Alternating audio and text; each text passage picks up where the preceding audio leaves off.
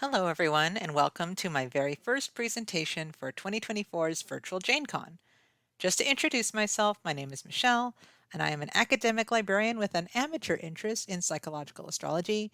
And today I'll be talking about Jane Austen's astrological personality and how it may show in her main novels. Before I get started, you do not have to believe in astrology in order to watch this presentation. This is just for entertainment purposes, and it's just a fun exploration of how Austen's own character may be reflected in her work, whether it was done consciously or unconsciously. To get started, we need to ask ourselves, what exactly is astrology? Well, according to the book, The Only Astrology Book You'll Ever Need, they define it as the art of studying the planets and their movements and determining those planets' influence on human character, behavior, and events. So there are many types of astrology, which can range from predictions, medical descriptions, even helping you to choose a day that would be the best time to hold an event. But for this presentation, I'll just be focusing on psychological astrology. According to the Astrology podcast in episode 210, psychological astrology focuses on a person's psyche and development rather than predicting what external events will happen in their life. So we'll need to cover a few basics before jumping into Austen's astrological personality. One thing that most people are familiar with when they think of astrology is the zodiac. This is made up of a wheel of 12 signs that correspond to 12 constellations. Metaphorically, the sun moves around this wheel as the year progresses and takes on the characteristics of a specific sign depending on the time of year. You're probably already familiar with this concept when people ask you what your star sign or your sun sign is. So you might say, oh, I'm a Leo or I'm a Pisces. The moon, which is the other luminary other than the sun, and other planets also move around the wheel, and the speed at which they move depends on how close they are to the sun. Speaking of planets, each planet and point in a person's astrological profile represents different parts of their personality. The sun and moon are called planets despite not actually being true planets. Astrologers call these luminaries, and that just means that the sun gives off light and the moon reflects the light. The sun represents our self, our ego, and our basic personality. The moon represents our emotions and instincts. Mercury represents how we communicate and think. Venus represents how we love, what we value, and what brings us pleasure. Mars represents our drive, our ambition, and how we express our anger. And our ascendant represents our outward appearance to the world and our approach to life. Now for the fun part, Jane Austen's birth chart. This shows where the planets were at the time of her birth. So according to astroseek.com, Austen's birth information is given as December 16th, 1775 at 11:45 p.m. local mean time in Steventon, Great Britain. If you look at the little gold star towards the bottom of this chart, you'll see what's called a Rodden rating, and it gives a rating of an A. Now, the Rodden rating system tells us how accurate a person's birth information is. So with a rating of A, this means that the data was given by Austen herself, a relative, a friend, or an associate. And this birth data all comes from like somebody's memory, maybe family legend, and it's seen as being generally reliable. Here is Austen's birth chart that visually shows where planets and luminaries were at the time of her birth. I will not be focusing on the little numbers that go around the birth chart, which designate what are called houses, nor will I talk about the meanings of planets when they sit in the houses. Houses focus on the different aspects of life. So for example, the second house, which you can see in kind of like the lower left-hand spot of the circle, the second house concerns what one values, their possessions, and their money, just to name a few things. I will also not be talking about the outer planets, so Jupiter, Saturn, Uranus, Neptune, and Pluto. Uranus, Neptune, and Pluto are what are called generational planets, and they tend to reflect what goes on in society during a specific time frame, thus affecting a large group of people all at once. Jupiter and Saturn also do this, but to a smaller degree. For the sake of time, I will only focus on the Sun, Moon, Mercury, Venus, Mars, and the ascendant point. So when I talk about the traits of the zodiac signs as Austen's planets fall into them, I'm going to be talking about the light or positive traits versus the shadow or the negative traits. And the light and shadow terms come from the psychologist Carl Jung with a quote that is often attributed to him, which goes, "The brighter the light, the darker the shadow." So light traits means that these are just traits that you may like about yourself, that you view as positive and empowering, whereas shadow traits are traits that are traits that we don't like about ourselves, that we're ashamed of, or that we see as weaknesses. Just as a heads up, not all of Austen's astrological traits are in all of her characters, and not all of Austen's characters show her astrological traits. So when Austen was born, she was born when the sun was going through the sign of Sagittarius. So for Sagittarius suns, they can be seen as being idealistic, generous, and charming. They can be passionate, independent, spontaneous. They can be seen as trustworthy, adventurous, optimistic, amusing. They can be seen as being bold and therefore risk takers. On their shadow side, people who have Sagittarius suns are tactless. They can be seen as opinionated, arrogant, and boastful. They can be reckless, immature. They can be seen as selfish. They can be seen as forgetful of other people. They can have a hasty temper, and they can be incredibly changeable. There are quite a few characters that reflect Sagittarius sun traits. Elizabeth Bennet from Pride and Prejudice is certainly charming and likable to a lot of people, and she is passionate in her defense of her family and of herself when Mr. Darcy gives his first disastrous proposal. Frederick Wentworth from Persuasion is bold, and at the beginning of the novel takes a risk in proposing to Anne Elliot without being financially or domestically stable. Catherine Morland from Northanger Abbey shows her idealism when she goes to Northanger Abbey to stay with the Tilneys. And she lets her imagination run wild when she thinks that Northanger Abbey is a perfect real life example of the Gothic novels that she reads. Marianne Dashwood from Sense and Sensibility is also idealistic in her view of passionate love, but also reflects immaturity and an opinionated nature when dealing with the neighbors surrounding Barton Cottage. Now, for the shadow side of the Sagittarius sun, Lady Catherine de Bourgh from Pride and Prejudice is always bragging about her own imagined talents and abilities, and then she goes on to demand Elizabeth to never become Darcy's wife if he ever proposes, using her sense of superiority when it comes to social standing. John Thorpe from Northanger Abbey is always bragging to Catherine about his newly purchased gig, puts her down for reading novels, and constantly interrupts her and Henry Tilney when they dance in Bath. Finally, George Wickham, also from Pride and Prejudice, is reckless and selfish in his gambling and overspending habits, as well as in his seduction of various young girls. Moving on to Austen's moon sign, Libra moons have the ability to soothe conflicts and disagreements, and they may be sensitive to injustices. They can be sentimental and polite, and they may want a guaranteed path to marriage or some form of security. They value kindness and bring out the best in others. On their shadow side, people with Libra moons can brush off some things easily, but hold on to other things. They can be detached from emotions, but as a result become too sensible. And they can also be self-unaware. They can also be too accommodating and end up ignoring their own needs. And their desire for a sure ticket to have security might have them waiting forever. The number one character that jumped out to me when thinking about Libra Moon is Jane Bennet from Pride and Prejudice. She is very much a peacekeeper and is constantly being praised by those around her as for being sweet and even-tempered.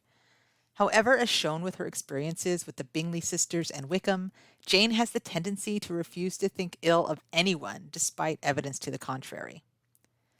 Fanny Price from Mansfield Park is incredibly accommodating to her cousins and Mary Crawford, but that may be due to her shy nature and being conditioned by Mrs. Norris to not cause trouble for the family. She is highly sensitive to wrongdoing when she sees how Henry Crawford plays with Mariah and Julia's feelings, and when she sees how Mary is trying to manipulate her into accepting Henry's attentions. Her sentimentality shines in her relationships with both her brother William and her cousin Edmund. Anne Elliot shows Libra moon traits in Persuasion when acting as the mediator between Sir Walter and her sisters and the Musgroves. She is kind to those she meets, like with the grieving Benwick when they go to Lyme, but like Fanny Price, she is very accommodating, especially to her sister Mary, who tends to use the excuse of supposed ill health to get what she wants. In Sense and Sensibility, Eleanor Dashwood acts as the peacekeeper between her mother and Marianne and her sister-in-law Fanny Dashwood, since there is animosity brewing due to the lack of assistance that Fanny and her husband give to the Dashwood women, in addition to Fanny just being overall unpleasant to them.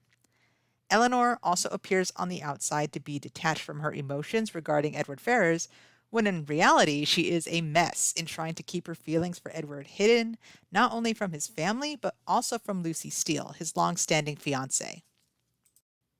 Now, when we're talking about Austen's ascendant sign, or the outside appearance that she gives to the world, she was born with a Virgo ascendant. Virgo ascendants are seen as being intelligent and reserved, and they need to analyze people before actually passing judgment about them. And they can also be aware about their own health, just not to an overly extreme sort of way. On the shadow side for Virgo ascendants, they may be seen as being very standoffish and cool, very hard to approach. On the extreme side, they can be seen as hypochondriacs or picky eaters, and they might be seen as overthinkers and worriers and may be attracted to people who need help. Both Charlotte Lucas and Mr. Darcy from Pride and Prejudice show Virgo ascendant attributes. They are very intelligent and are reserved in their personality, and they both study people before making judgment calls on them. Although Darcy certainly made a mistake with Jane Bennet when trying to figure out her feelings for Bingley. Anne Elliot from Persuasion can also show Virgo ascendant traits, as she is very observant of Mrs. Clay's plans on becoming Sir Walter's wife, and for being suspicious of Mr. Elliot's return to the family. She also helps others without thought for recognition, as seen with the incidents of her nephew falling from a tree, and being the first to take charge when Louisa falls on the cob. Colonel Brandon from Sense and Sensibility also shows Virgo ascendant traits of appearing reserved and being careful, which are often mocked by Willoughby and Marianne, but his wanting to be of service and his humility end up being very much appreciated by the Dashwood family. I thought of several characters who reflect Virgo ascendant traits of being overly aware of their health. You could argue that all of them use their real or imagined health issues to control those around them and to get what they want. In Pride and Prejudice, Mrs. Bennet uses the excuse of having frayed nerves to get attention for her perceived bad luck in not getting her daughters married. While Mr. Woodhouse from Emma is not described as being a hypochondriac, his constant worrying about his and everyone else's health is used to keep Emma close to him after he perceives Isabella and Miss Taylor leaving him to get married. And then Mary Musgrove from Persuasion claims that she is too sick to do anything in order to get Anne to take care of her own kids, and then she suddenly feels better so that she can go out to connect with people who have social capital. So now we're going to move on to Austen's personal planets, which are Mercury, Venus, and Mars.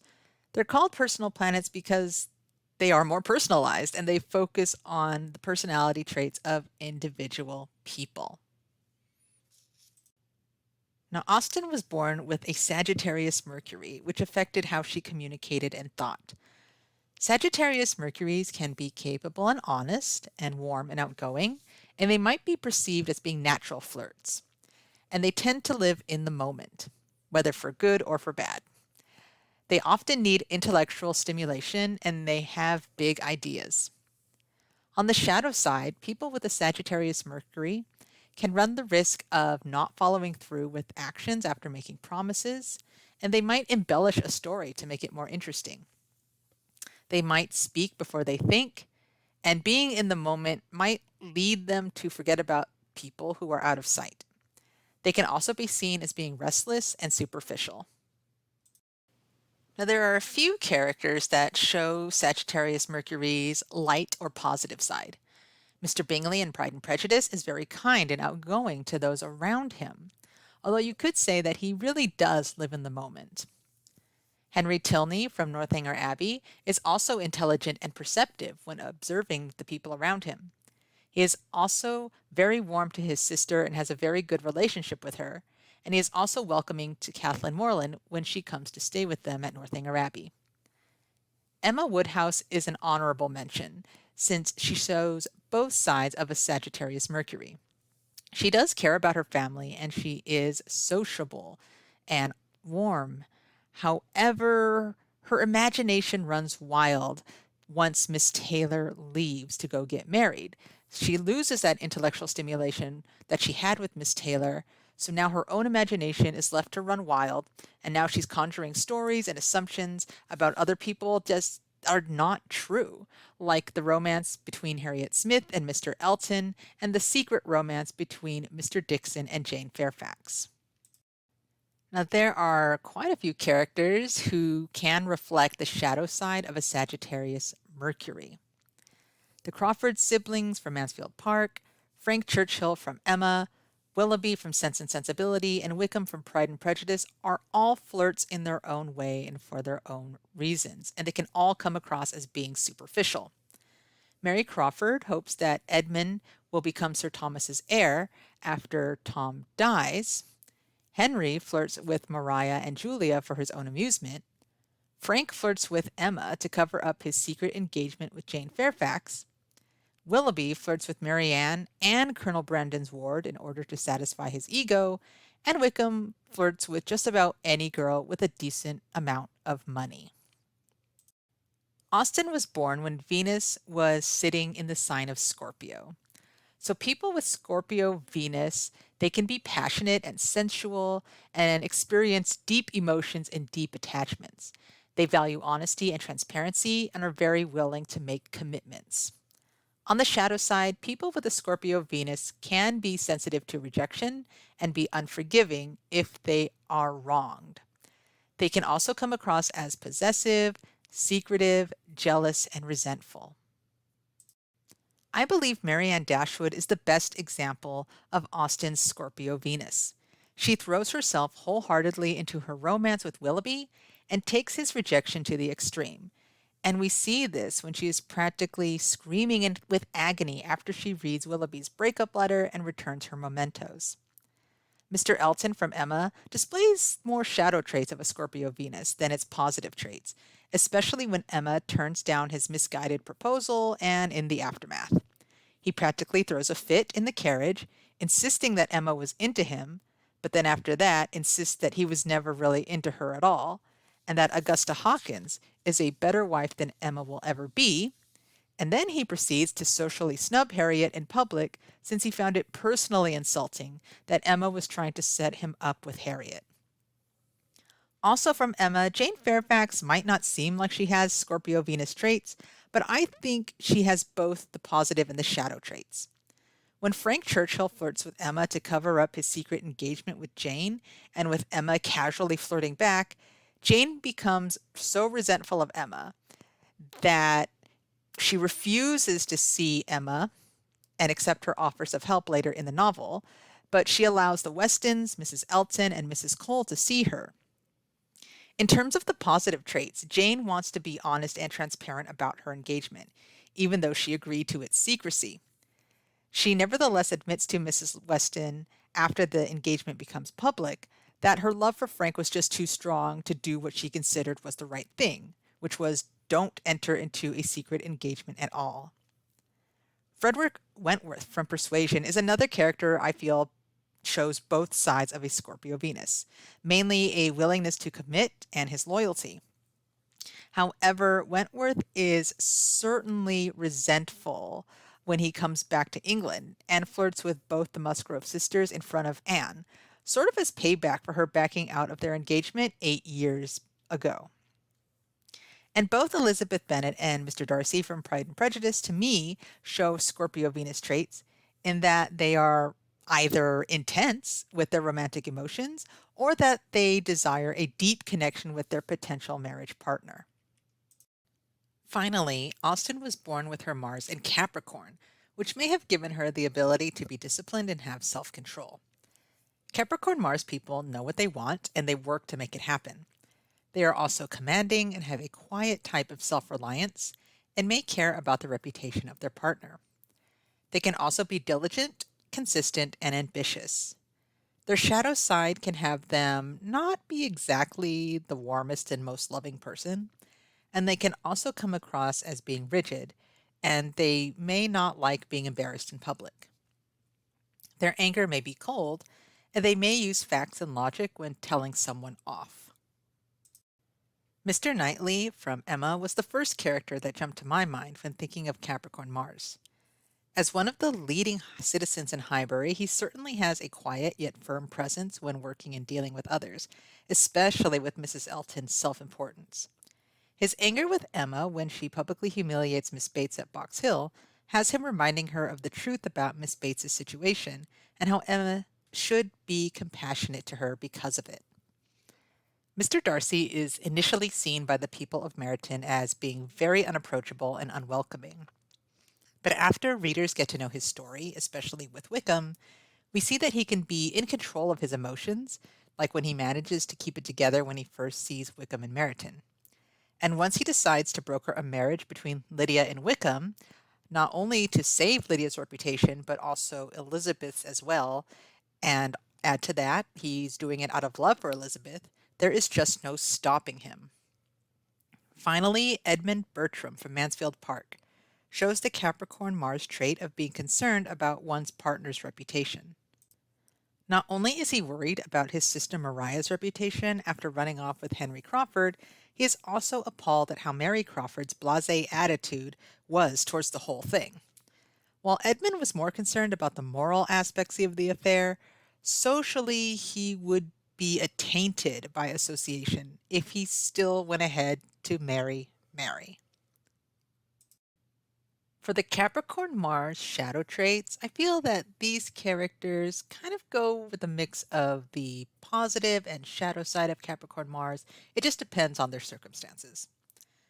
So for persuasion, while Lady Russell is considered mostly to be an ally to Anne, she does show some ambition for Anne to eventually become Lady Elliot when she encourages Anne to marry Mr. Elliot, whom the reader knows by the end of the novel that he's not the greatest person in the world.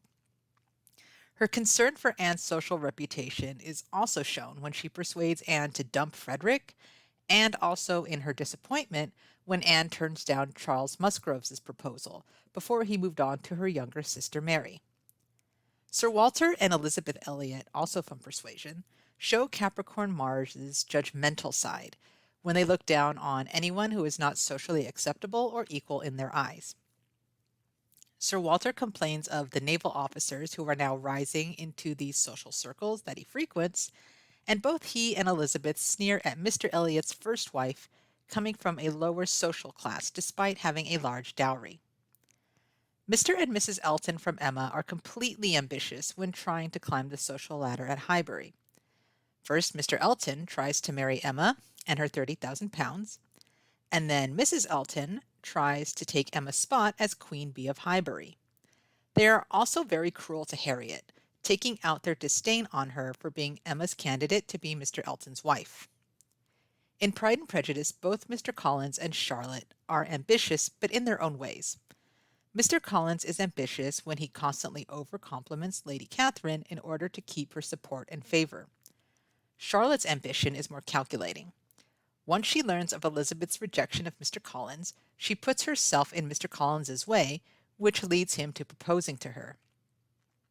It also could be said that in her support of a match between Mr. Darcy and Elizabeth, she could use her friendship with Elizabeth to persuade Mr. Darcy to show some material favor to Mr. Collins, which in turn would benefit her.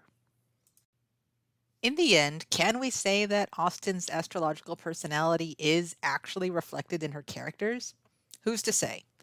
But it does give us an interesting way to compare her astrological traits against the very little primary sources we have about her to see what could match up. Thank you so much for attending my presentation. I hope you enjoyed this entertaining dive into Jane Austen's astrological personality and how it could have appeared in her novels. Be sure to check out the other wonderful Virtual JaneCon presenters by clicking on the link to the Virtual JaneCon website below in the description box.